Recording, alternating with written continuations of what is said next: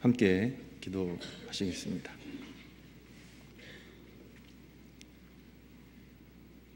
언제나 우리를 사랑하시는 거룩하신 우리의 아버지 하나님, 영원한 멸망 가운데서 구원하여 주시고 또 주님의 은혜와 사랑 가운데 거하게 하신 것을 감사합니다. 천성의 소망을 두고 이 땅에 남은 때를 주의 말씀을 따라 하루하루 살아갈 수 있도록 저희들에게 주의 은혜를 더욱더 알 수 있도록 지혜를 더해 주시고 또 용기를 더해 주시고 또 감사함을 더 알게 하셔서 주님 앞에 주의 말씀을 더욱 겸손되이 준행하며 살 수 있도록 힘도 더해 주시기를 간절히 기도합니다. 오늘 또 말씀 앞에 모여 저희들 마땅히 아버지 하나님 말씀 가운데 사는 법이 무엇인지, 마땅히 해야 할 것들이 무엇인지를 더욱더 살펴보기를 원합니다. 아버지 하나님, 저희에게 지혜를 더해 주시고 주의 말씀을 따라 살 수 있도록 힘도 더해 주시고 또 저희의 눈을 열어서 주의 법에 기이한 것을 더욱더 살펴볼 수 있도록 저희 가운데 역사하여 주시기를 간절히 기도합니다. 지금 이 시간 많은 곳에서 하나님의 은혜의 복음이 증거되어지고 있습니다. 곳곳마다 말씀이 증거되어지는 모든 곳에 함께하여 주시고 말씀을 듣고 계시는 분들의 마음 또한 붙잡아 주시고 한 영혼도 하나님의 은혜에서 떨어지지 않도록 지켜주시고 또 붙잡아 주시기를 또한 간구합니다. 오늘 또 함께 모여서 말씀을 상고하는 이 시간도 저희들에게 하나님의 말씀 더욱더 분별하여 알 수 있도록 도와주시고 그리고 겸손되이 주님 앞에 사는 마음을 허락하셔서 저희들 정말 주님을 기쁘시게 하는 사람들로 하나님이 기뻐하시는 열매들이 저희의 삶 가운데 더욱 맺혀갈 수 있도록 저희 가운데 역사하여 주시길 간절히 기도합니다. 저희를 사랑하시는 우리 주 예수님 이름 받들어 감사하며 기도드렸습니다. 아멘. 성경 사무엘하 9장을 찾으시겠습니다.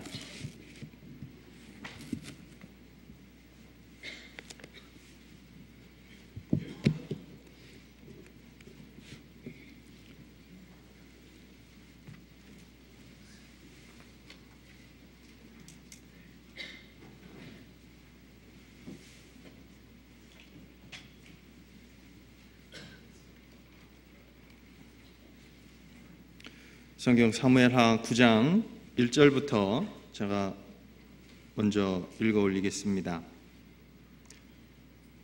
다윗이 가로되 사울의 집에 오히려 남은 사람이 있느냐? 내가 요나단을 인하여 그 사람에게 은총을 베풀리라 하니라. 사울의 종 하나가 있으니 그 이름은 시바라. 저를 다윗의 앞으로 부르매 왕이 저에게 묻되 내가 시바냐? 가로되 종이 그로소이다. 왕이 가로되 사울의 집에 남은 사람이 없느냐? 내가 그 사람에게 하나님의 은총을 베풀고자 하노라. 시바가 왕께 고하되 요나단의 아들 하나가 있는데 절뚝발이니이다. 왕이 저에게 묻되 그가 어디 있느냐? 시바가 왕에게 고하되 로드발 암미엘의 아들 마길의 집에 있나이다. 다윗 왕이 사람을 보내어 로드발 암미엘의 아들 마길의 집에서 저를 데려오니 사울의 손자 요나단의 아들 무비보셋이 다윗에게 나와서 엎드려 절하매 다윗이 가로되 무비보셋이여 하니 대답하되 주의 종이 여기 있나이다. 다윗이 가로되 무서워 말라. 내가 반드시 내 아비 요나단을 인하여 내게 은총을 베풀리라. 내가 내 조부 사울의 밭을 다 내게 도로 주겠고 또 너는 항상 내 상에서 먹을지니라. 저가 절하여 가로되 이 종이 무엇이간데 왕께서 죽은 개 같은 나를 돌아보시나이까? 왕이 사울의 사환 시바를 불러서 이르되 사울과 그 온 집에 속한 것은 내가 다 내 주인의 아들에게 주었노니 너와 내 아들들과 내 종들은 저를 위하여 밭을 갈고 거두어 내 주인의 아들을 공개하라. 그러나 내 주인의 아들 무비보셋은 항상 내 상에서 먹으리라 하니라. 시바는 아들이 15이요 종이 20이라. 시바가 왕께 고하되 내 주 왕께서 온갖 일을 종에게 명하신 대로 종이 준행하겠나이다 하니라. 무비보셋은 왕자 중 하나처럼 왕의 상에서 먹으니라. 무비보셋에게 젊은 아들 하나가 있으니 이름은 미가더라. 무릇 시바의 집에 거하는 자들은 무비보셋의 종이 되니라. 무비보셋이 항상 왕의 상에서 먹음으로 예루살렘에 거하니라. 그는 두 발이 다 절뚝이더라. 오늘은 이 다윗과 무비보셋이라는 제목을 가지고 이 다윗과 무비보셋의 관계를 통해서 하나님의 은혜를 받은 우리 그리스도인의 모습을 또 한번 비추어 보고, 그리고 하나님의 은혜를 받을 수 없었던 사람들이 하나님의 은혜를 받게 됨으로 말미암아서 또 하나님의 은혜를 깨달은 사람이 마땅히 하나님 앞에 가져야 될 마음이 무엇인지 하는 것도 말씀을 통해서 살펴보았으면 좋겠습니다. 이 무비보셋은 사울의 손자이고 그리고 요나단의 아들이라고 말씀하십니다. 그렇죠? 왕가의 후손이지만 왕이 될 수 없었고, 그리고 신분을 숨기며 살 수밖에 없는 운명의 사람이었습니다. 1절부터 다시 한번 보시면요, 다윗이 가로되 사울의 집에 오히려 남은 사람이 있느냐? 내가 요나단을 인하여 그 사람에게 은총을 베풀리라 하니라. 사울의 종 하나가 있으니 그 이름은 시바라. 저를 다윗의 앞으로 부르매 왕이 저에게 묻되 내가 시바냐? 가로되 종이 그로소이다. 왕이 가로되 사울의 집에 남은 사람이 없느냐? 내가 그 사람에게 하나님의 은총을 베풀고자 하노라. 시바가 왕께 고하되 요나단의 아들 하나가 있는데 절뚝발이니이다. 이 하나님의 은혜 가운데 또 왕이 되었고, 그리고 이 사무엘 하 8장에 보면 다윗이 그 주변 나라를 정복하는 정복 활동을 마치고 난 이후에 그 사울의 자손들에게 그 후손에게 하나님의 은혜를 베풀기를 원하는 것부터 이 사무엘하 9장은 시작이 됩니다. 그러면서 사울의 자손을 찾기 시작하죠. 그리고 이 무비보셋에게, 사울의 후손에게 은혜를 베풀는 근거를 요나단을 인하여 그 사람에게 은총을 베풀겠노라고 말합니다. 약속에 의지한, 또 하나님 앞에서 요나단과 약속했던 그 약속에 의지한 은혜를 베풀기를 시작하는 겁니다. 이 다윗이 찾고 있던 무비보셋, 이 살펴보면 이 4절에 보면요, 4절에 보시면 왕이 저에게 묻되 그가 어디 있느냐? 이 다윗이요, 그 사울의 자손을 찾는데 그냥 대강 찾는 게 아닙니다. 여기 보면 왕이 저에게 묻되 그가 어디 있느냐? 이 어디 있느냐, 그가 어디 있느냐, 이건 굉장히 적극적으로 찾는 것을 살펴볼 수 있습니다. 그가 어디에 있느냐? 은혜를 베풀기 위해서 그 사람을 찾고 있는데, 그 무비보셋은 사울의 후손 요나단의 아들은 로드발 암미엘의 아들 마길의 집에 있나이다. 실제 이 무비보셋이 거하고 있었던 곳은 요단강 동편이었습니다. 성경을 살펴보면 이 무비보셋, 이 사울은요 므낫세 지파잖아요. 그러면 이 므낫세 지파에게 베냐민 지파입니다. 여기 올라오면요 가끔 이렇게 이 베냐민 지파인데요, 이 베냐민 지파에게 허락하신 땅이 있어요. 거기 한번 찾아보실까요? 여호수아 18장입니다.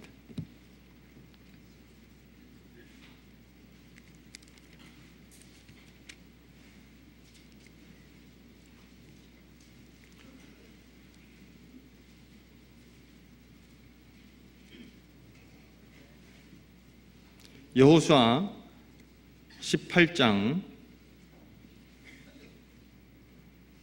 21절부터 보시면요, 베냐민 자손의 지파가 그 가족대로 얻은 성읍들은 여리고와 벳호글라와 에메크시스와 부터 시작해서 28절 보시면요, 셀라와 엘렙과 여부스 곧 예루살렘과 기브앗과 기랴시니 14성읍이요 또 그 촌락이라. 이는 베냐민 자손이 그 가족대로 얻은 기업이었더라. 그러니까 이 베냐민 지파의 사람이었던 이 무비보셋 또한 자기에게 하나님이 주신, 그 가족에게 허락하신 그 땅에서 살고 있어야 되는데 그 땅에 살지 못하고 요단강을 건너서, 요단강 동편으로 건너서 그 로드발에 살고 있었던 것을 볼 수 있습니다. 실제로 자기 땅에 살지 못하고 고향을 등지고 도망쳐서 살았던 겁니다. 다윗이 찾고 있었던 이 무비보셋은 실제 다윗을 두려워하고, 왜냐하면요, 다윗을 죽이려고 했던 사울의 손자예요. 원수 집안이라고요. 그리고 다윗이 왕이 되니까 다윗을 피해서 다윗의 눈에서 벗어나서 요단강을 건너서 하나님의 약속이 없는 요단강 동편으로 도망가서 살고 있었던 겁니다. 숨어서 살고 있었던 겁니다. 그 사람을 찾은 겁니다. 다시 사무엘하 9장으로 돌아와 보시겠습니다. 4절, 왕이 저에게 묻되 그가 어디 있느냐? 시바가 왕에게 고하되 로드발 암미엘의 아들 마길의 집에 있나이다. 다윗 왕이 사람을 보내어 로드발 암미엘의 아들 마길의 집에서 저를 데려오니. 찾는 것으로만 끝난 게 아니라 가서 적극적으로 또 사람을 보내서 그 사람을 데리고 옵니다. 은혜를 주려고, 은총을, 하나님의 은총을 그 사람에게 베풀기 위해서. 이 모습은 하나님 앞에 나면서부터 곁길로 나아가고, 그리고 하나님 앞에서 사는 동안에 죄를 짓고 사는 죄인이 하나님을 떠나서 하나님 없는 곳에서 살기를 바라고 또 하나님을 피해서 사는 그 사람들을 찾으러 오신 예수 그리스도께서 우리를 찾으러 오신, 그 죄인을 찾으러 오신 모습과 흡사하다고 생각합니다. 이 무비보셋은요, 잡히면 죽을까봐 요단강 동편에서 살고 있었습니다. 죄는 하나님 앞에서 사람이 숨게 만듭니다. 그렇죠? 에덴 동산에서 아담이 하나님의 말씀을 어겼을 때, 범하였을 때 하나님이 아담아 내가 어디 있느냐? 그랬더니 벗었으므로 두려워하여 숨었나이다. 하나님 앞에서 숨어버렸었잖아요. 죄가 숨게 하는 거예요. 죄인의 모습으로 다윗 앞에 나설 수 없습니다. 그래서 도망가서 숨어서 살고 있었고, 그리고 이 무비보셋이 살고 있었던 요단강 동편은 하나님의 약속이 없는 곳, 그리고 살았던 그 로드발이라는 그 지명이 뜻하는 바는 초장이 없는 곳, 목초가 없는 곳, 황량한 곳이라는 의미를 갖고 있습니다. 하나님의 은혜를 떠나서 사는 죄인이 거처하는 그 장소가, 그 모습이 바로 황량하고 또 초장이 없는 그런 모습을 또 볼 수 있죠. 시편 68편도 찾으시겠습니다. 시편 68편입니다.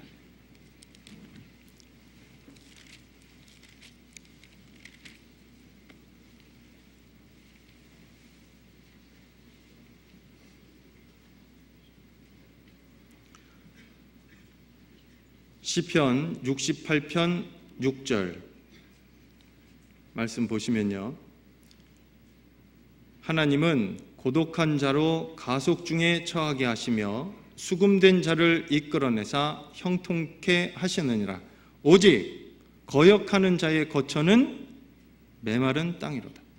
하나님을 거역한 사람의 땅, 그것은 황량한 땅입니다. 메마른 땅입니다. 하나님의 은혜가 없는 곳입니다. 그 하나님의 은혜가 없는 곳에서 궁핍함 가운데 살고 있는 그 무비보셋을 왕인 다윗이 찾습니다. 그렇죠? 그리고 그 찾은 무비보셋은 사울의 손자 요나단의 아들 이 무비보셋은 외형적으로 또 핸디캡을 갖고 있었습니다. 사무엘하 9장에 다시 돌아와 보시죠. 사무엘하 9장에 다시 돌아와 보시면 3절에 보시면요, 왕이 가로되 사울의 집에 남은 사람이 없느냐? 내가 그 사람에게 하나님의 은총을 베풀고자 하노라. 시바가 왕께 고하되 요나단의 아들 하나가 있는데 뭐라고요? 절뚝발이래요. 이 절뚝발이가 된 것은 나면서부터 절뚝발이가 된 것이 아니라 사무엘상 31장의 길보아산 전투에서 사울이 자기 아들들하고 다 그 전투에서 패해서 죽잖아요. 그 이야기를 들었을 때 이 아이를 안고 있었던 유모가 놀라서 떨어뜨렸습니다. 사무엘하 그 앞에 4장을 찾아보시겠습니다.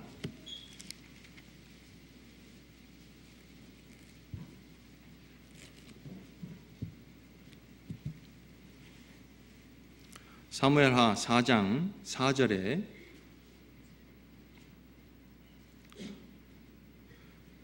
사울의 아들 요나단에게 절뚝발이 아들 하나가 있으니 이름은 무비보셋이라. 전에 사울과 요나단의 죽은 소식이 이스라엘에서 올 때에 그 나이 5살이었는데 그 유모가 안고 도망하더니 급히 도망함으로 아이가 떨어져 절게 되었더라. 5살에 유모가 안고 있다가 그 패전 소식을 듣고 놀라서 떨어뜨렸고요.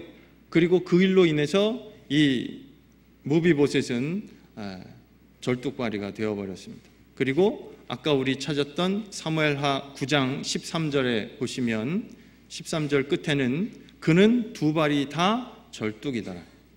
실제 이 무비보셋의 모습은 하나님 앞에 죄인의 모습입니다.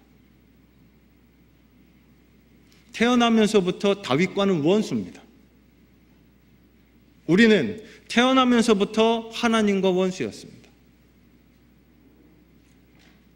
하나님을 알지 못했고 또 나면서 하나님과 상관없이 사니까 황량하기 그지없는 공허함 가운데 살았습니다. 그리고 절뚝발이 우리는 아닌데요, 정상인데요. 하나님 보실 때 모든 인생은 절뚝발입니다. 악으로 기울어져 있고 그리고 나면서부터 곁길로 나아가서 거짓을 자기 것인 양 물먹듯 마시고 그리고 죄를 범하고 살았던 그 모습이 하나님 보실 때 절뚝발이의 모습입니다. 이 무비보셋은 오늘 다윗과 무비보셋을 통해서 살펴보고자 하는 것은 하나님 앞에 우리 자신의 모습을 보기를 바랍니다.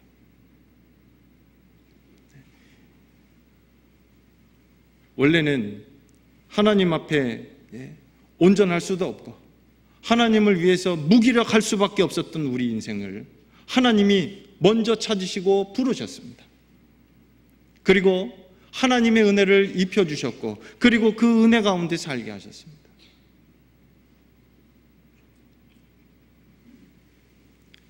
구원받기 전에 우리는 무비보셋처럼 왕과 상관없이 왕을 피해서 그리고 보이지 않는 곳에 숨어서 살며 그리고 무기력한 모습으로 살 수밖에 없었습니다. 그런데 그 사람에게 하나님의 음성이 들렸습니다. 그렇죠? 그런 것처럼 다윗이 찾습니다. 이 무비보셋을 찾았습니다. 사무엘하 9장에 다시 한번 보시죠. 사무엘하 9장 5절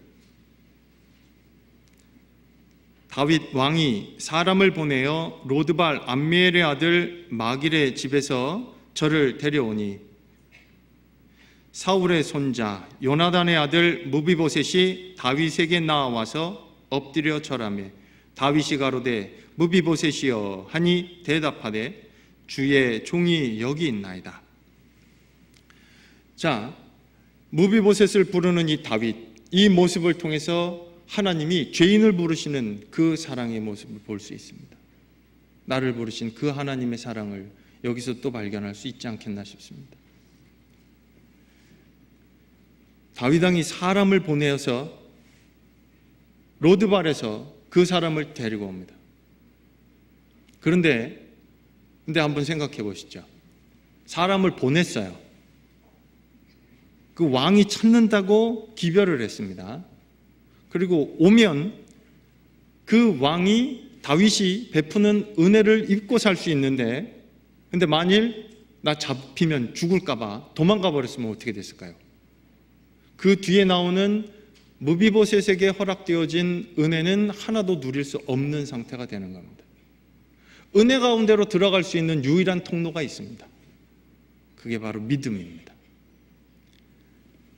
보내진 그 사자의 말을 듣고 그리고 그 말에 순종하고 왕 앞으로 나온 겁니다. 그게 은혜를 받았고 누리게 되었던 이 무비보셋의 모습으로 나타나는 것이다 생각합니다.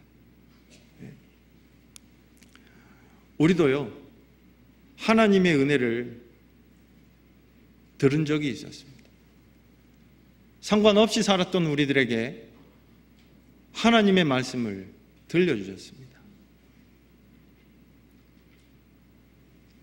죽은 자들이 하나님의 아들의 음성을 들을 때가 오나니 곧 이때라. 듣는 자는 살아나리라. 살아났습니다. 하나님의 음성을 들었고 그리고 그 가운데 하나님이 주시는 그 놀라운 은혜와 축복을 입고 살아갑니다. 로마서 4장을 찾겠습니다.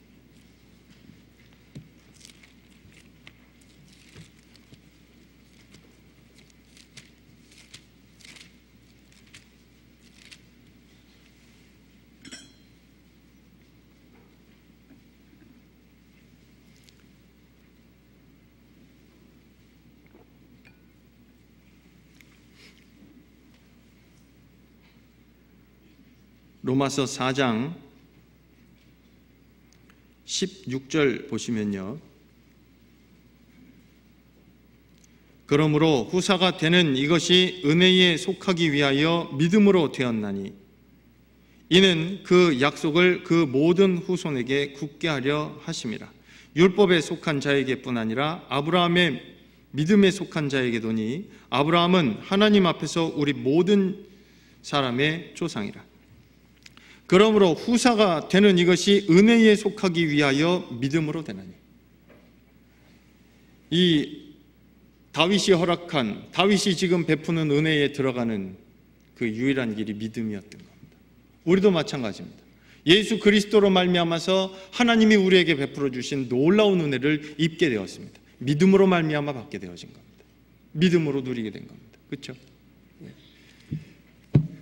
다윗이 사람을 보내서 로드발에서 데리고 왔습니다. 무비보셋이 다윗에게 찾아간 것이 아니라 다윗이 하나님의 은총을 내려주는 그 은혜가 로드발, 그 황량한 곳으로 무비보셋을 찾아간 겁니다. 마치 하나님이 우리 주 예수 그리스도를 이 세상에 보내신 것과 같이 하나님의 은혜가 로드발로 황량한 곳으로 찾아갔습니다. 디모데전서 1장도 찾으시겠습니다.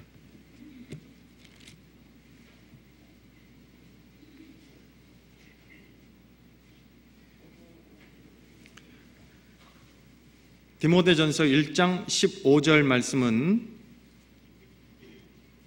같이 읽으시겠습니다. mit보다 모든 사람이 받을 만한 이 말이여, 그리스도 예수께서 죄인을 구원하시려고 세상에 임하셨다 하였도다. 죄인 중에 내가 괴순이라. 모든 사람이 받을 만한 이 말이여, 그리스도 예수께서 죄인을 구원하시려고 세상에 임하셨다. 먼저 찾아오신가요? 은혜가 먼저 온 겁니다. 하나님이 우리를 먼저 사랑하신 그 사랑을 믿고 그리고 그 사랑을 바탕으로 하나님을 사랑합니다. 요한일서 또 4장도 찾아보시겠습니다. 요한일서 4장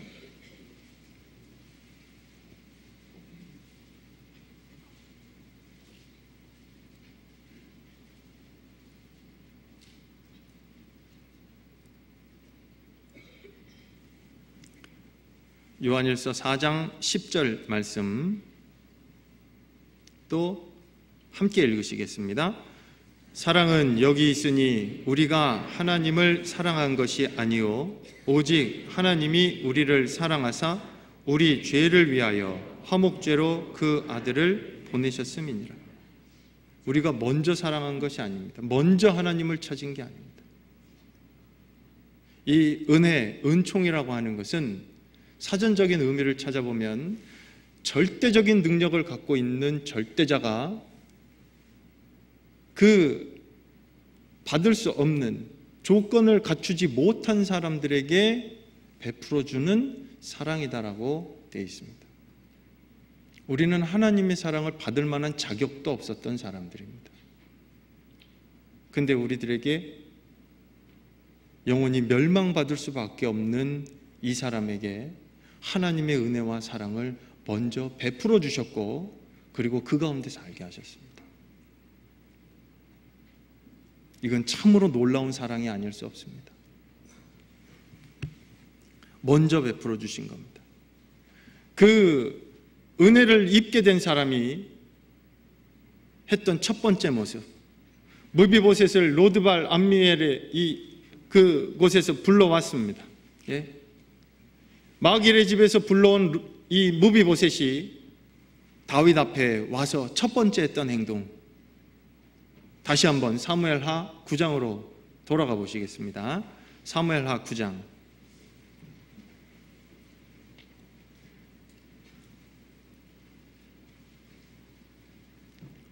6절입니다.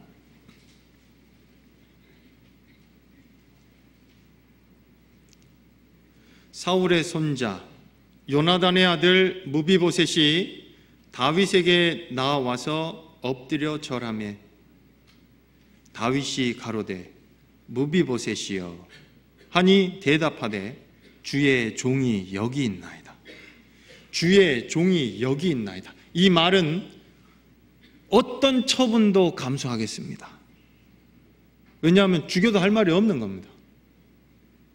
원수의 자식이고 그리고 처분을 어떠한 처분도 감수할 수밖에 없는 그런 상황에 처해 있습니다. 이 사람이 지금 이 무비보셋이 다윗 앞에 취하고 있는 모습은 엎드려 절하고 있습니다. 굴복한 겁니다. 자기를 완전히 맡긴 겁니다. 그리고 어떤 처분도 달게 받겠다고. 이때 무비보셋의 심정이 어떠했을까요? 그 심정을 7절에 다윗이 그 당시의 무비보셋의 모습을 7절에서 다윗이 설명하죠. 이렇게 이야기합니다. 7절 보시면 다윗이 가로되 뭐 하지 말라고요? 무서워하고 있는 거예요. 지금 공포에 떨고 있습니다. 다윗 앞에 무비보셋의 모습은 하나님 앞에 불려간 죄인의 모습과 다르지 않습니다. 아직 은혜 받기 전입니다. 은혜가 무엇인지, 자기에게 베풀어질 은혜가 무엇인지 아직 듣지도 못했고 단지 부른 그 왕 앞에 무릎 꿇고 엎드려 있을 뿐입니다. 다윗이 이야기합니다. 무서워 말라. 내가 반드시 내 아비 요나단을 인하여 내게 은총을 베풀리라. 내가 내 조부 사울의 밭을 다 내게 도로 주겠고 또 너는 항상 내 상에서 먹을지니라. 자기에게 어떤 일이 벌어질지 전혀 예기치 못하고 있는 그 무비보셋에게 다윗이 이야기하죠. 무서워하지 말라고. 그리고 내게 반드시 은총을 베풀리라고 이야기합니다. 그런데요, 거기 우리가 살펴보아야 될 것이 있습니다. 은혜를 베푸는 근거가 그 가운데 들어 있습니다. 7절 다시 한번 보시면요, 다윗이 가로되 무서워 말라. 내가 반드시 내 아비 요나단을 인하여 내게 은총을 베풀리라. 내가 은총을 베푸는데 그 근거가 바로 내 아비 요나단을 인하여, 내 아비 요나단을 인하여. 이건 바꿔서 얘기하면요, 요나단과 약속했던 그 약속을 인해서 이 무비보셋에게 은총을 베풀겠다라고 이야기하는 겁니다. 이건요, 사무엘상 20장에 보셔야 합니다. 사무엘상 20장으로 가보시겠습니다. 사울이 다윗을 죽이려고 할 때 이 다윗과 요나단이 서로 맹약하죠. 사무엘상 20장, 사무엘상 20장 14절부터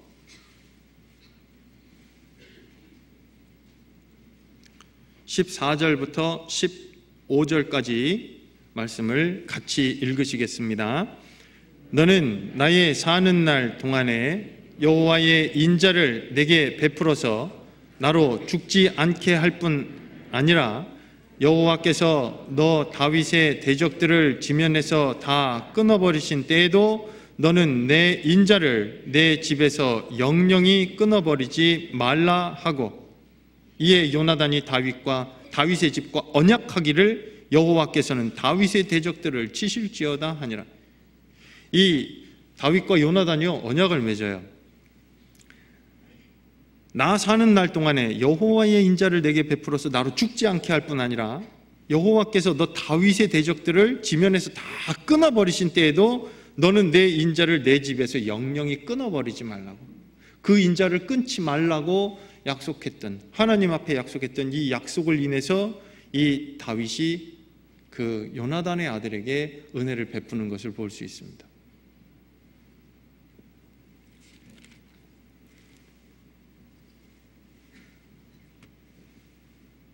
우리도 마찬가지입니다. 하나님 앞에 섰을 때요, 우리는 하나님이 예수 그리스도를 통해서 우리에게 주시는 그 놀라운 은혜로 말미암아 하나님 앞에 당당히 나아갈 수 있는 겁니다. 이사야서 55장을 찾으시겠습니다.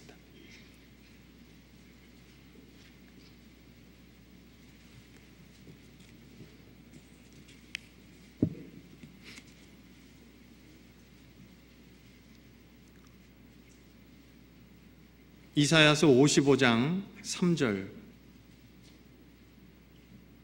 이 말씀도 같이 읽으시겠습니다.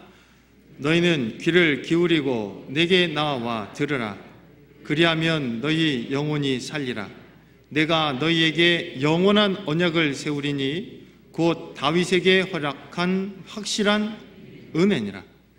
영원한 언약을 세우셨습니다. 뭘로요? 예수님의 피로요.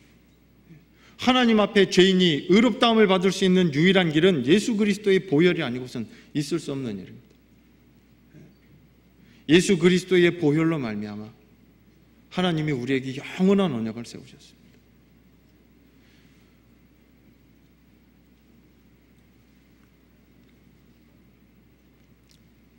그 위에 1절에 보시면요, 이사야서 55장 1절, 너희 목마른 자들아 물로 나오라. 돈 없는 자도 오라. 너희는 와서 사 먹되, 뭐 없이요? 돈 없이, 값 없이 와서 포도주와 젖을 사라. 이 은혜를 그냥 거저주는 거예요. 예수 그리스도로 말미암아서 하나님 앞에 영원히 멸망받을 수밖에 없었던 죄인들을 의롭다 하시고, 그리고 아들로 삼아주신 그 은혜를 거저주신 겁니다. 그것이 다윗이 지금 무비보셋에게 베푸는 은혜 가운데 볼 수 있는 하나님의 은혜다라고 생각합니다. 에베소서 1장도 찾아보실까요? 에베소서 1장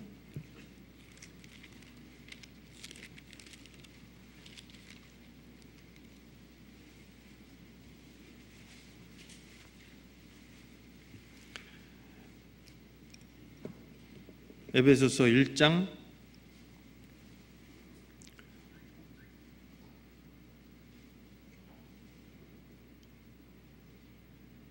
5절부터 제가 읽겠습니다. 그 기쁘신 뜻대로 우리를 예정하사 예수 그리스도로 말미암아 자기의 아들들이 되게 하셨으니 이는 그의 사랑하시는 자 안에서 우리에게 거저 주시는 바 그의 은혜의 영광을 찬미하게 하려는 것이라. 하나님의 아들이 되는 것도요, 거저 주시는 은혜였습니다.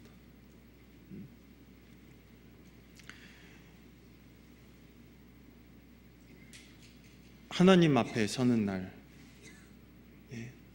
예수 그리스도로 말미암아서 우리가 받아 누리게 될 은혜가 얼마나 클지를 이 땅에서 보게 된다면, 이 땅에서 그것을 조금 더 알게 된다면 더 열심을 품고 하나님의 은혜의 복음을 위해서 더욱더 감사함으로 수고하며 살 수 있지 않겠나 싶습니다. 주님 앞에 가는 날 우리에게 예비하신 그 은혜들을 우리는 미처 다 알지 못합니다. 마치 다윗 앞에 엎드려 그 처분만을 기다리고 있는 그 무비보셋이 그 뒤에 자기에게 베풀어질 은혜가 얼마나 큰지를 알지 못하는 것과 비교할 수 없을 정도로 큰 은혜를 우리는 입고 사는 사람들입니다.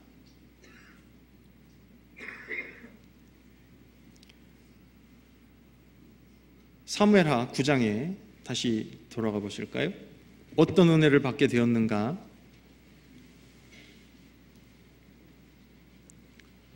사무엘하 9장 7절에요. 중반부터 보시면 내가 반드시 내 아비 요나단을 인하여 내게 은총을 베풀리라. 그리고 은총을 베푸는 그 내용이 첫 번째는 내가 내 조부 사울의 밭을 다 내게 도로 주겠고 또 너는 항상 내 상에서 먹을지니라.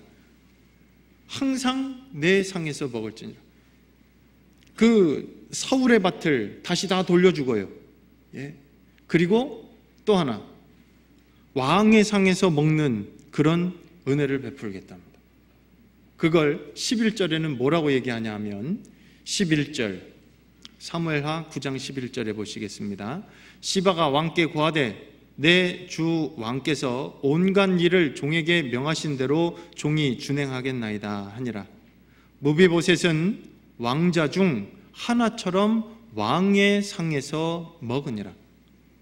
자, 여기 한번 가만히 보세요. 이 11절을 읽다 보면요, 저는 가끔 이 생각을 합니다. 이게 참 안 어울리는 광경이에요.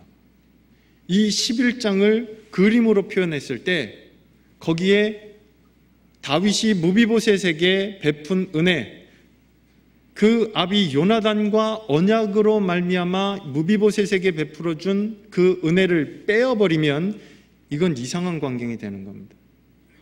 왕의 상에서 원수의 자식이 밥을 같이 먹고 있습니다.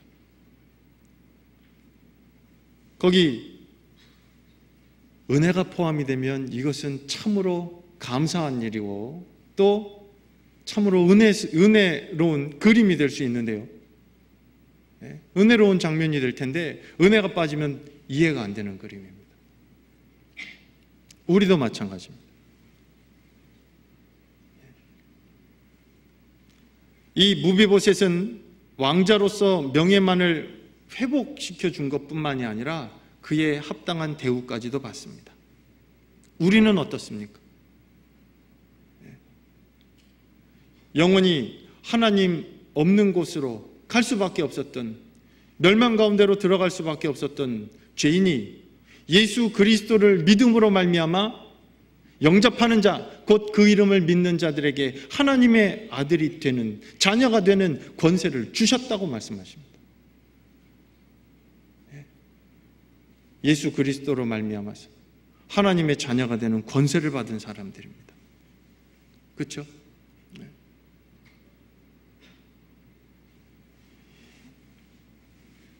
우리가 하나님의 은혜를,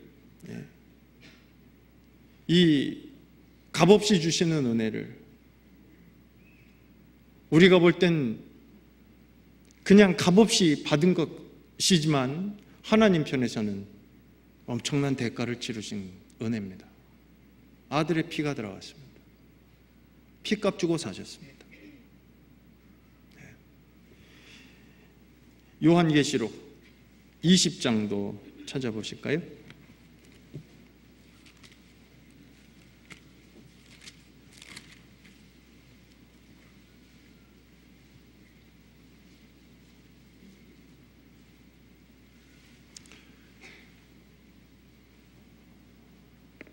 요한계시록 20장 6절 말씀을 같이 읽으시겠습니다. 이 첫째 부활에 참여하는 자들은 복이 있고 거룩하도다.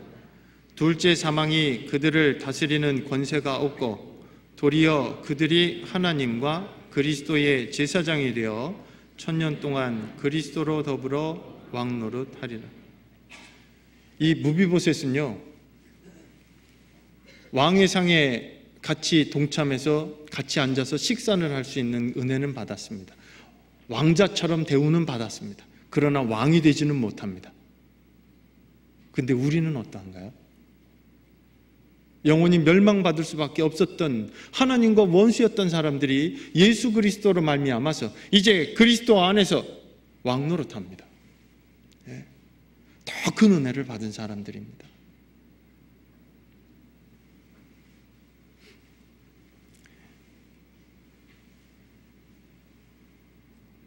하나님은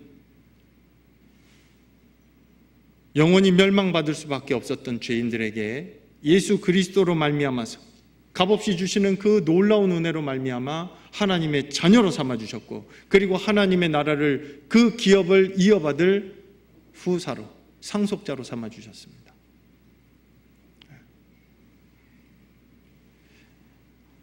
에베소서 또 2장도 한번 찾아보실까요? 에베소서 2장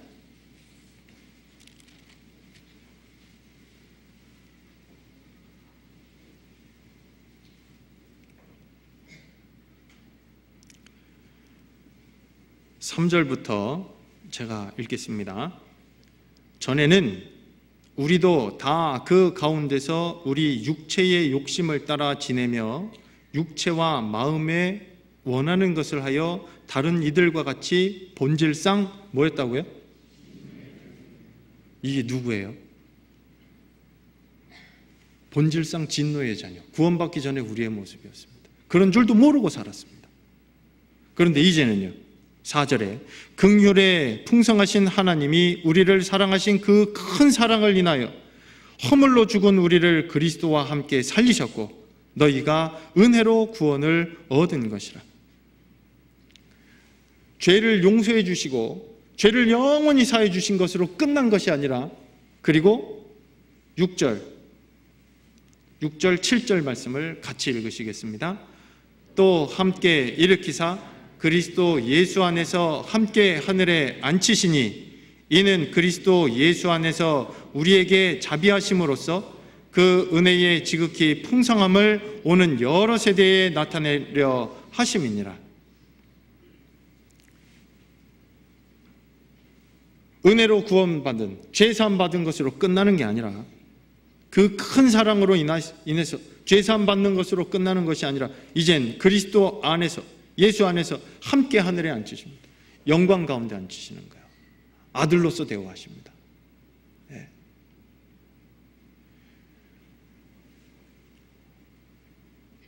구원받은 것은 참으로 놀랍고 큰 하나님의 은혜를 입은 것입니다.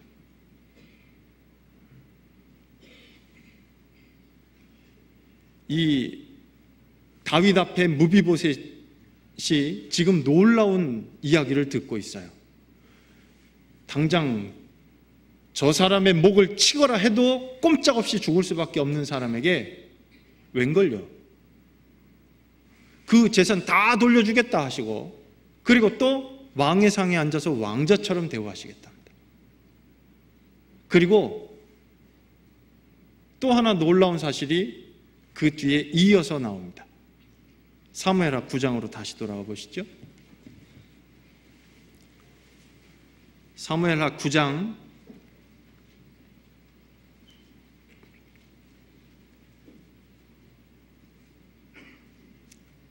9절부터 보시면요, 다윗이 종인 시바에게 하는 말과 전적으로 원수였지만 지금은 은혜를 받은 은총을 입은 사람인 무비보셋에게 하는 말이 내용이 다릅니다. 잘 보시기 바랍니다. 9절에 왕이 사울의 사환 시바를 불러서 이르되 사울과 그 온 집에 속한 것은 내가 다 내 주인의 아들에게 주었노니 너와 내 아들들과 내 종들은 저를 위하여 밭을 갈고 거두어 내 주인의 아들을 공개하라. 그러나 내 주인의 아들 무비보셋은 항상 내 상에서 먹으리라 하니라. 여기 보시면요, 이 다윗이 지금 시바에게 얘기하는 데는요, 은혜는 찾아볼 수가 없어요. 명령만 있어요. 종에게 하는 말은 명령입니다. 그런데 은혜를 입은 무비보셋에게 하는 말은 순전한 은혜로만 대하고 있습니다. 원래는 원수였지만, 원수의 자식이지만 약속을 인해서 그 왕의 상에서 음식을 먹고 또 왕으로 대접받게 되는 그 놀라운 은혜를 입게 한 겁니다. 근데요, 오늘 꼭 드리고 싶은 말씀은요, 이 은혜를 입은 이 무비보셋이 지금 이 시바의 모습과 무비보셋의 모습은 이때 이 명령을 들었을 때 시바 뭐라고 해요? 예, 시키시는 대로 종이 다 준행하겠나이다. 준행하겠답니다. 그 명령을 따라서 하겠습니다. 제 주인의 아들도 섬기겠고 시키시는 대로 하겠습니다. 그런데 중심은요, 다윗에게 위기의 순간이 찾아왔을 때 그 속에 들어있는 진심이 나타나는 거야. 은혜 받은 자와 이 종인 자기를 내세우는 사람의 모습은 고난이 닥쳐왔을 때 그 속에 들어있는 진심이 나타나게 되어 있습니다.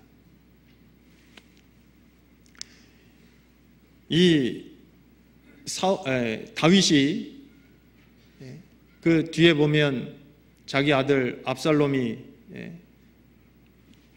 아버지를 내쫓고 자기가 왕이 되려고 했던 사건이 있지요. 그치요? 대답하셔도 되는데요.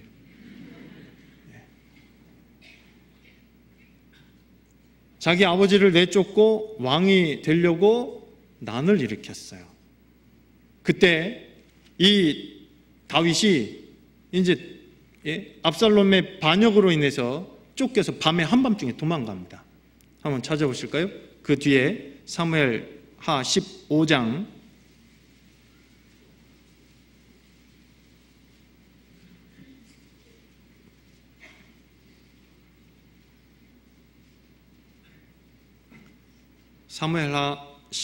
30절에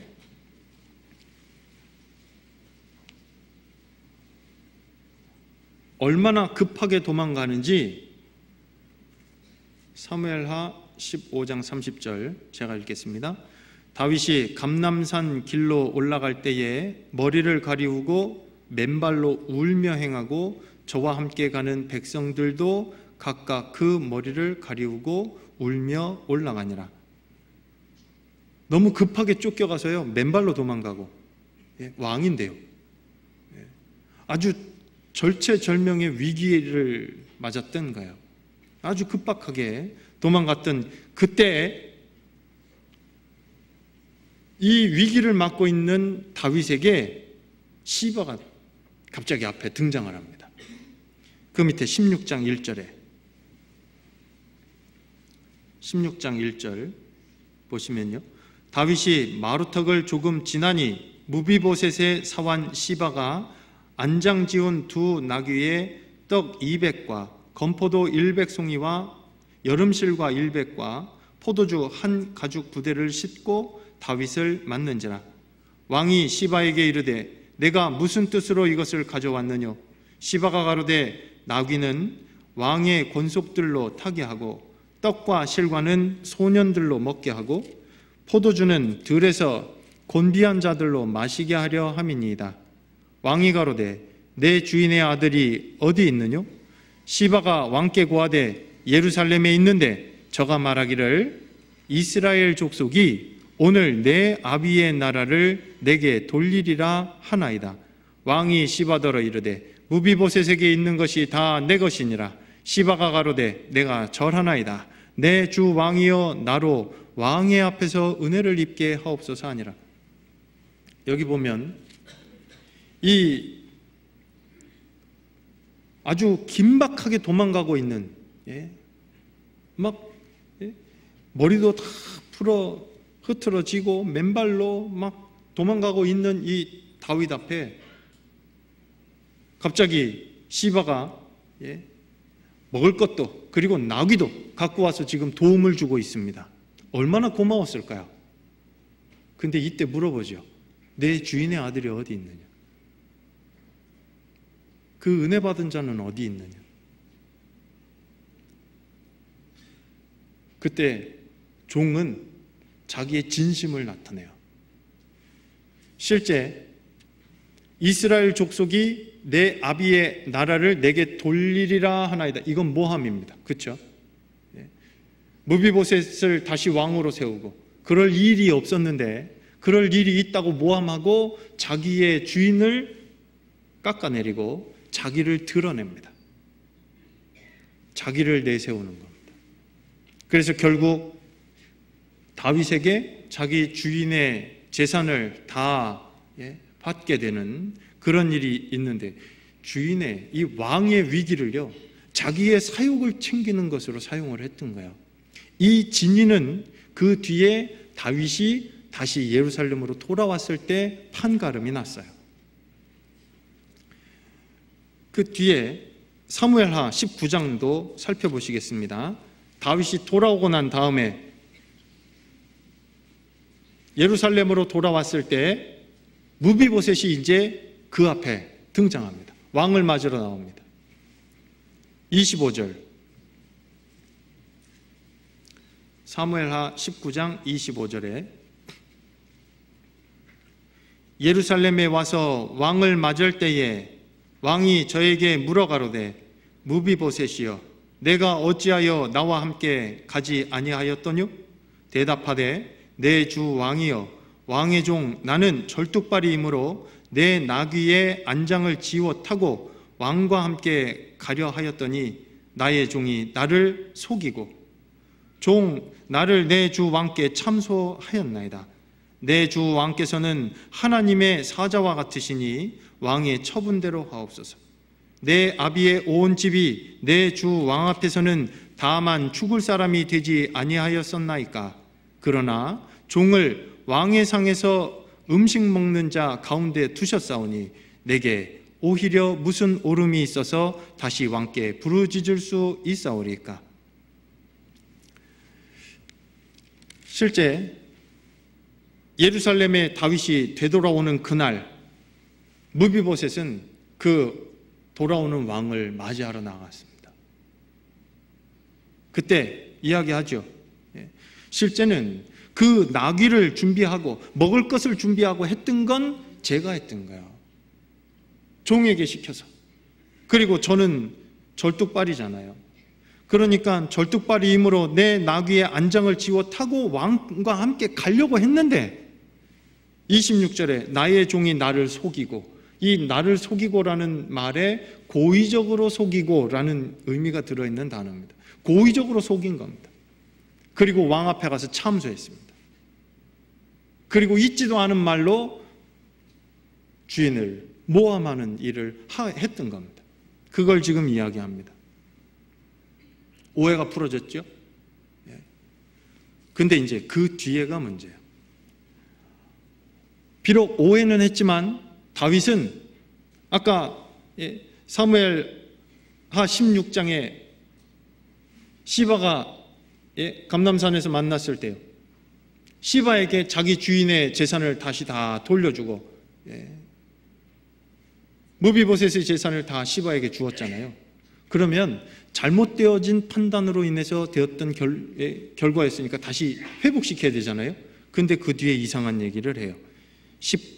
19장 29절 왕이 저에게 이르되 내가 어찌하여 또 내 일을 말하느냐? 내가 이르노니 너는 시바와 밭을 나누라. 아니, 그거 시바가 하려고 했던 게 아니라 제가 했던 거라니까요. 원래 제가 갖고 있었던 재산 다 그냥 저 주셔야 되는데 그렇게 얘기 안 합니다.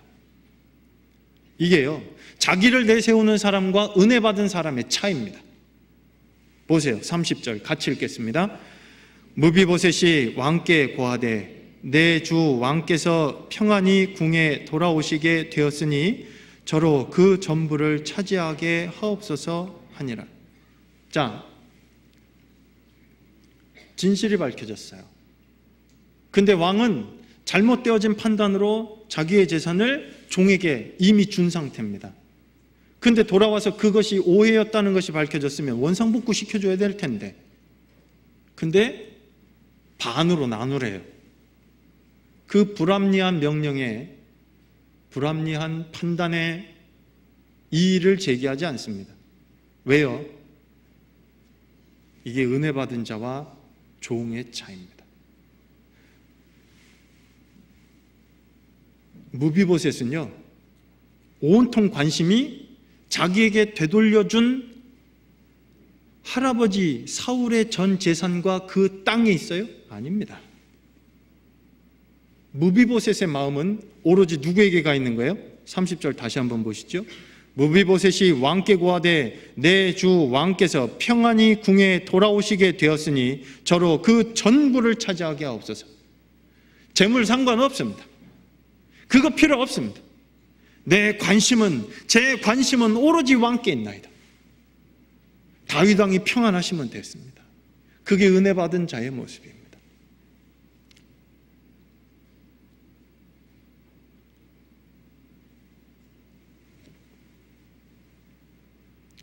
하나님의 은혜를 깨닫고 누리고 사는 사람이 정말 마음을 두어야 할 분이 바로 우리 주님입니다.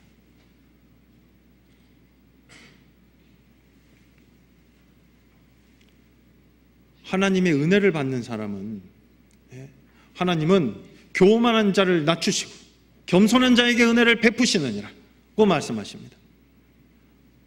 은혜 받은 사람은요, 마음을 낮출 수 있습니다. 그리고 점점 더 낮춥니다. 그 가운데 하나님의 은혜가 더 임합니다. 정말 하나님의 은혜가 무엇인지를 찾고 또 하나님이 주시는 은혜를 또 감사함으로 누리고 삽니다. 무비보셋의 모습을 보면 이 모습은요, 그리스도인의 모습과 그리스도인의 모습을 그대로 나타내고 있어요.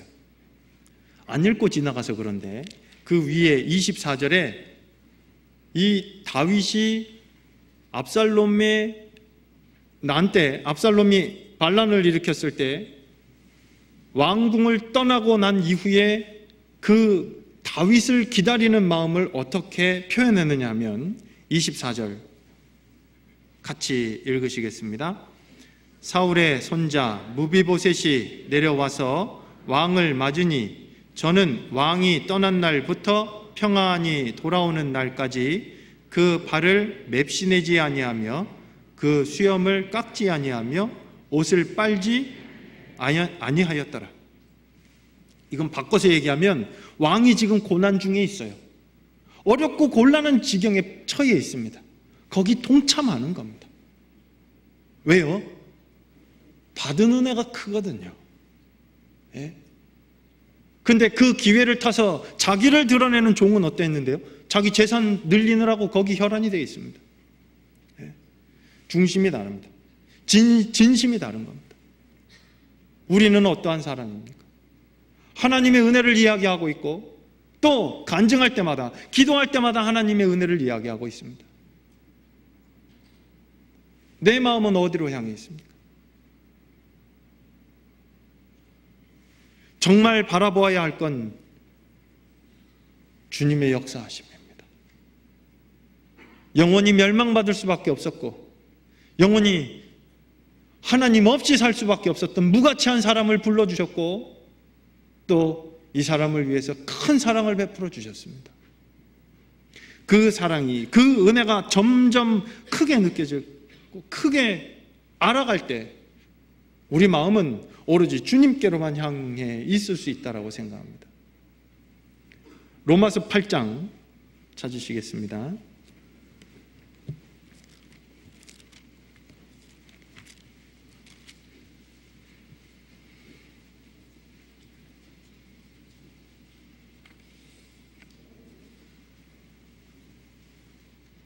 로마서 8장 17절 말씀을 함께 읽으시겠습니다. 자녀이면 또한 후사 곧 하나님의 후사요 그리스도와 함께한 후사니 우리가 그와 함께 영광을 받기 위하여 고난도 함께 받아야 될 것이니라. 영광을 받기 위하여 고난도 함께 받는 겁니다. 주님을 위해서 받는 고난입니다. 그걸 마다하지 않습니다. 이 다시 돌아온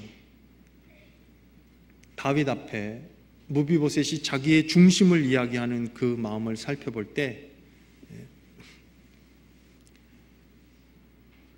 마땅히 은혜 받은 자가 가져야 할, 또 은혜를 입은 사람으로서 마땅히 우리가 마음을 어디에 두고 있어야 할지 분명히 이해할 수 있으리라 생각합니다.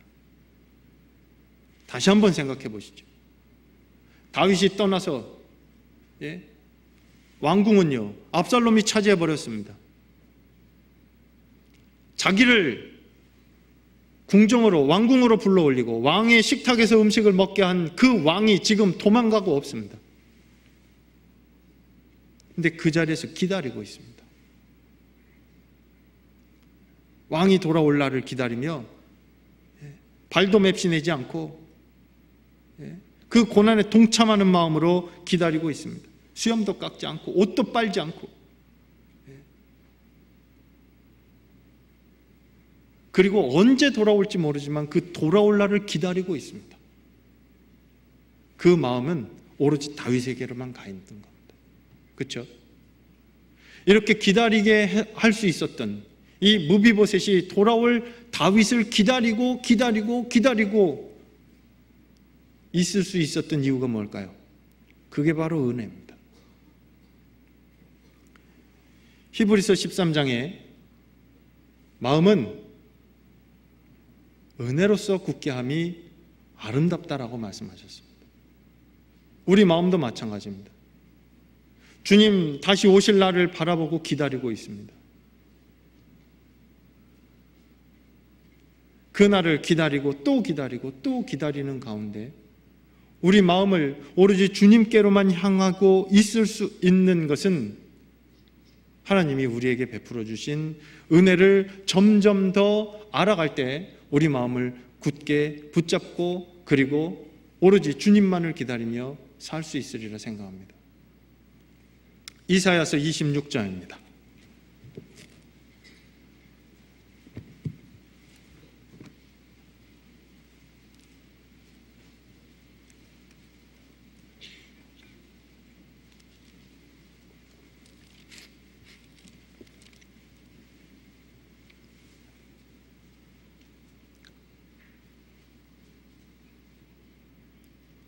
이사야서 26장 3절 말씀 같이 읽으시겠습니다. 주께서 심지가 견고한 자를 평강의 평강으로 지키시리니 이는 그가 주를 의뢰함이니이다. 심지가 견고한 자, 어떤 사람이요? 은혜로서 마음이 굳게 되어진, 하나님의 은혜를 점점 더 찾고 또 찾는 그 은혜를 알아가는 사람이 심지가 견고한 자다라고 이야기할 수 있습니다. 심지가 견고한 자를 평강의 평강으로 지키시리니,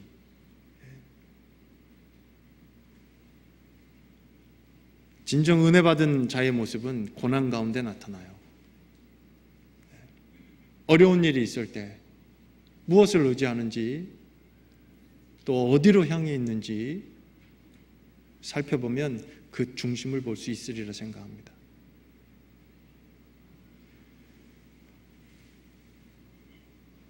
예수 그리스도로 말미암아서 우리에게 베풀어 주신 은혜로 우리가 하나님이 우리에게 베풀어 주시는 은혜들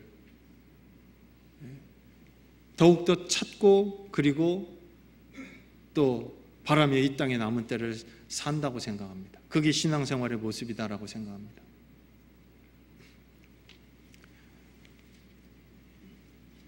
이 돌아온 다윗 앞에 자기의 중심을 이야기한 무비보셋, 그 일이 있고 난 몇 년 후에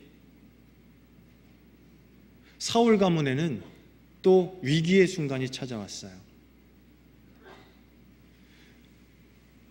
사무엘하 21장 찾아보시겠습니다.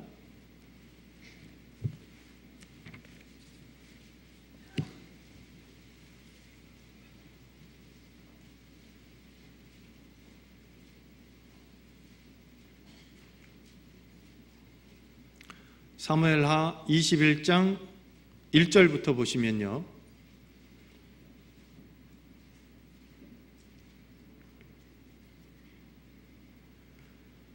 다윗의 시대에 연분년 3년 기근이 있으므로 다윗이 여호와 앞에 간구하매 여호와께서 가라사대 이는 사울과 피를 흘린 그 집을 인함이니 저가 기브온 사람을 죽였음이니라 하시니라. 기브온 사람은 이스라엘 족속이 아니요 아모리 사람 중에서 남은 자라. 이스라엘 족속들이 전에 저희에게 맹세하였거늘 사울이 이스라엘과 유다 족속을 위하여 열심히 있으므로 저희 죽이기를 꾀하였더라. 이에 왕이 기브온 사람을 불러 물으니라.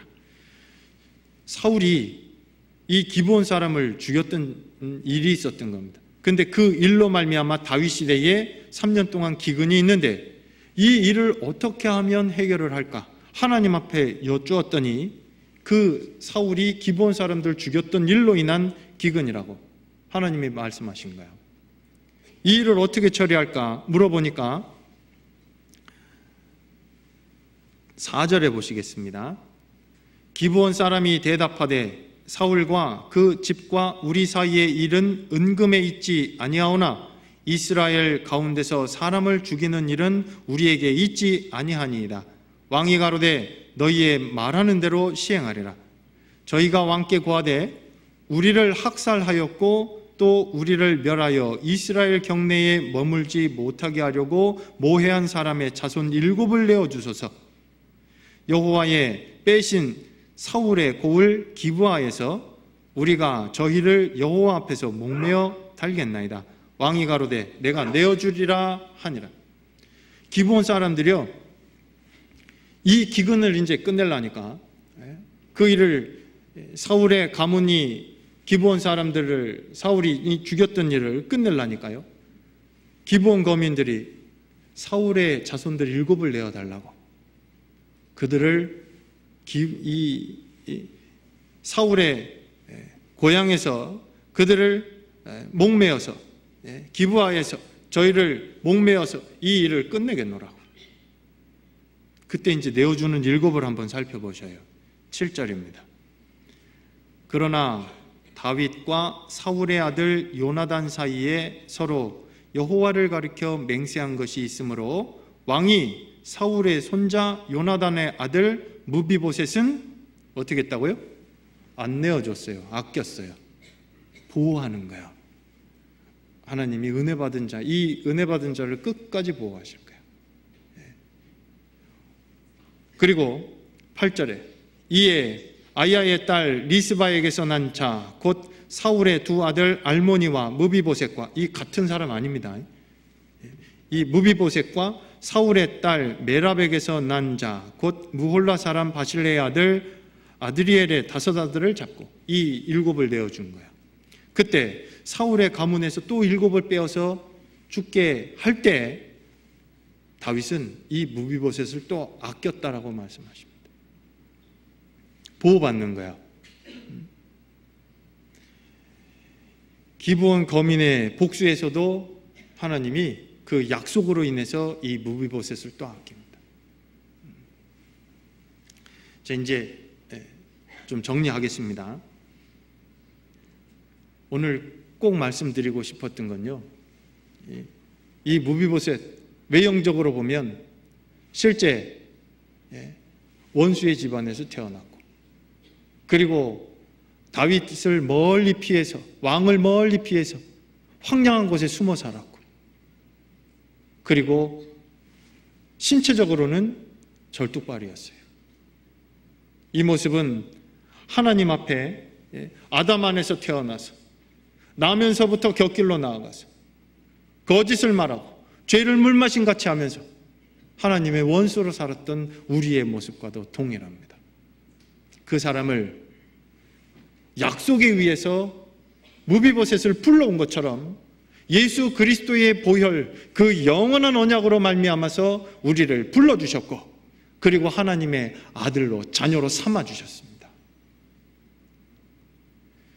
그 은혜를 깨달은 무비보셋, 그 은혜 받은 사람이 값없이 의롭다함을 받았고 예수 그리스도로 말미암아서 값없이 의롭다함을 받은 것과 마찬가지입니다.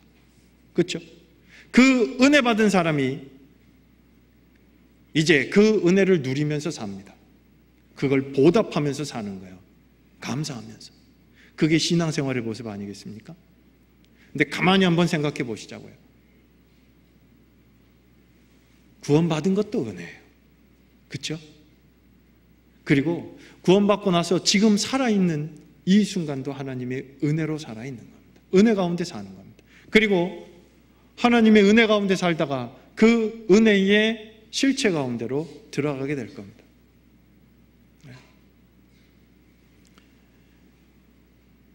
이스라엘 백성을 애굽 땅에서 하나님이 불러내실 때, 출애굽 시키실 때요, 홍해바다 갈라지는 사건이 출애굽기 14장에 나오지요.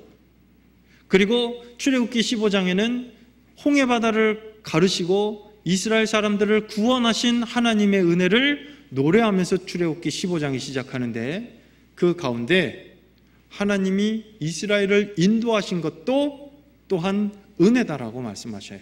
한번 찾겠습니다. 출애굽기 15장입니다.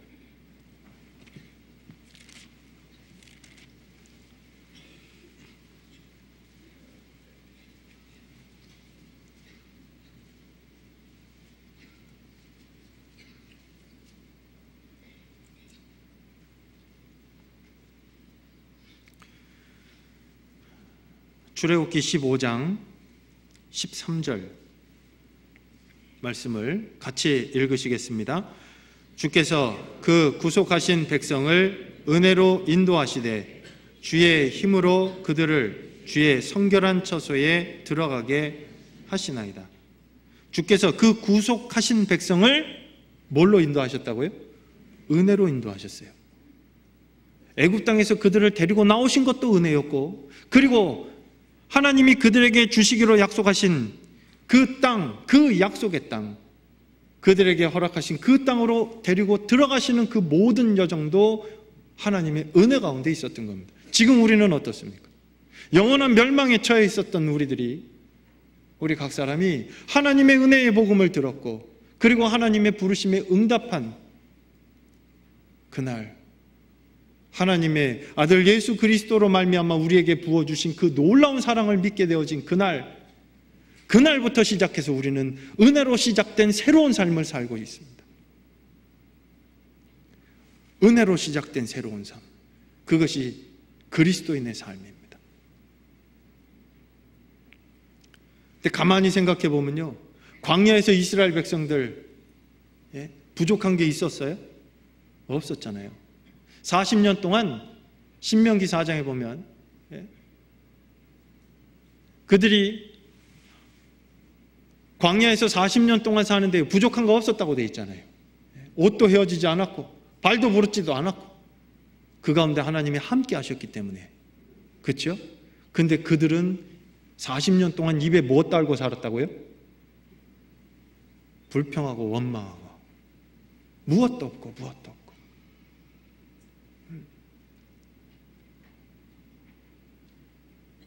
가만히 한번 생각해 보시죠. 먹을 거 없다고 그러는 사람들 입에 하나님이 만나를 주셨습니다. 고기 없다고 얘기하니까 메추라기로 배를 채워주셨습니다. 물 없다고 그러니까 반석에서 물을 내주셨습니다. 낮에 덥다고 하니까요, 구름 기둥으로 그들을 가리우셨고, 춥다고 하니까 불 기둥으로 그들을 덮이셨습니다.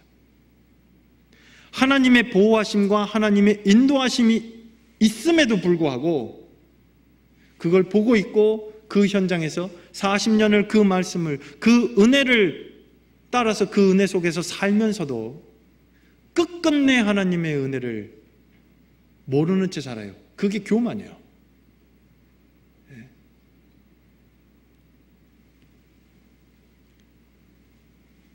하나님의 은혜를 맛보고, 그리고 하나님의 은혜 가운데 하나님이 은혜로 다스리시는 가운데 살고 있다는 것을 알게 되면 하나님의 은혜를 더욱더 찾고 그 가운데 마음을 낮추어야 되는 게 정상입니다.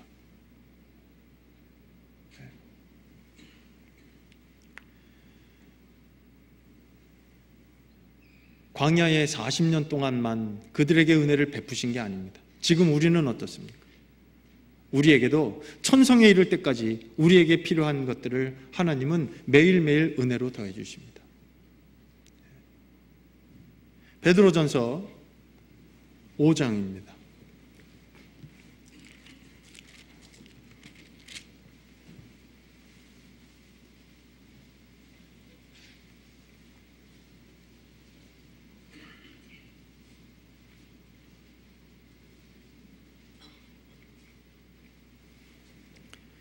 베드로전서 5장 10절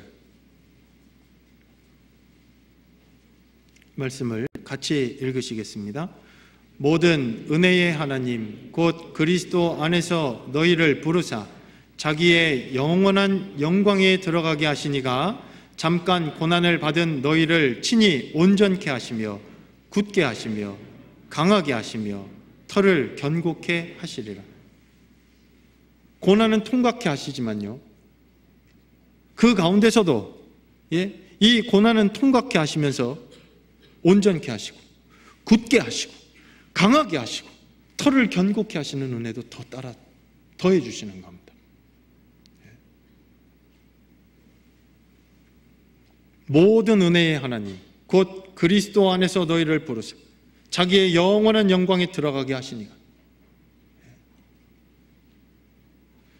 하나님의 은혜를요, 불기둥 가운데 광야에서 보았습니다. 그러면 그 불기둥이 그들과 함께 할 때 그 은혜를 맛본 자는 하나님의 은혜에 더욱 감사하지 않았을까요? 만나를 먹으면서 더 감사할 수 있지 않았을까요? 우리는요, 은혜 그러면 기도하는 내용을 다 들어주시는 것만 은혜라고 생각합니다. 은혜는 내가 원하는 것을 하나님이 주시는 게 은혜라는 개념이 아니라 하나님의 입장에서 절대자가 하나님이 우리에게 하나님의 뜻과 하나님의 사랑을 발견케 하시기 위해서 베풀어 주시는 모든 것들을 은혜라고 이야기할 수 있습니다.